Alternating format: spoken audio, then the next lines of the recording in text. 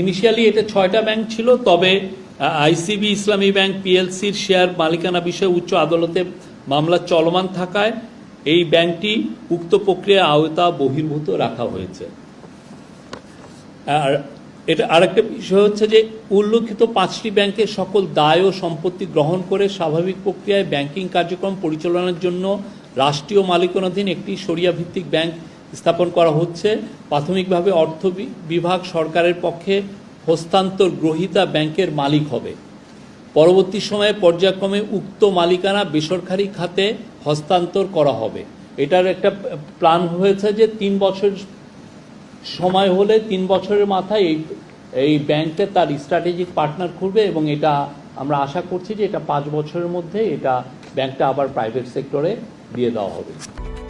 Japan Bangladesh joint venture company JBS holdings limited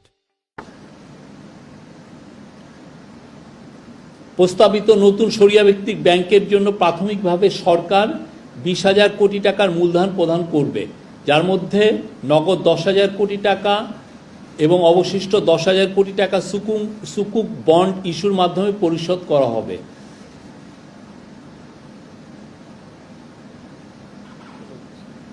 আমার মনে হয় এর আর নতুন কিছু নাই, তবে একটা বিষয় সেটা হচ্ছে যে এই ব্যাংকগুলো একীভূত করার মাধ্যমে কোনো কেউ চাকরি হারাবেন না এবং কোনো আমানতকারী তাদের কোনো আমানত হারাবেন না।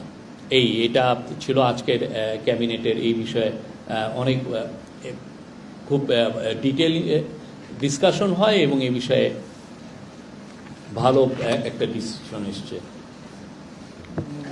আজকে আরেকটা হচ্ছে যে ময়মনসিংহ, ঢাকা, বরিশাল এবং রংপুর উন্নয়ন কর্তৃপক্ষ অধ্যাদেশ 2025-এর খসড়া ও নীতিগত চূড়ান্ত অনুমোদন হয়েছে। এর ফলে যেটা হবে যে আপনারা জানেন যে মানে নগর পরিকল্পনা এতে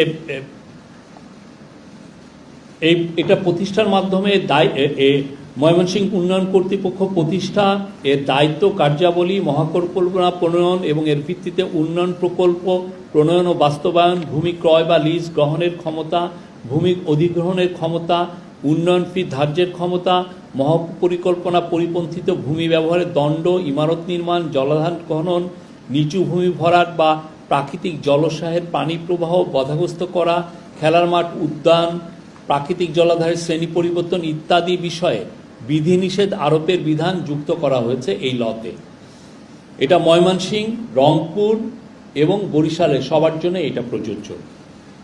উন্নয়ন কর্তৃপক্ষের অনুমোদিত নকশার ব্যত্যয় করে ভবন নির্মাণের দণ্ড, অনুমোদিত নির্মাণাধীন স্থাপনা অপসারণ ও এতে বসবাসকারীদের উচ্ছেদের বিধান ও অধ্যাদেশে যুক্ত করা হয়েছে। সেই সাথে স্থানীয় কর্তৃপক্ষ কর্তৃক ইমারত নির্মাণের অনুমতি প্রদান নিষিদ্ধ করা এবং উন্নয়ন কর্তৃপক্ষের চেয়ারম্যান, সদস্য বা অন্য কোনো কর্মচারী কর্তৃক উন্নয়ন কর্তৃপক্ষের শেয়ার, স্বার্থ বা চুক্তিতে অংশগ্রহণের বিধিনিষেধ আরোপ করা হয়েছে।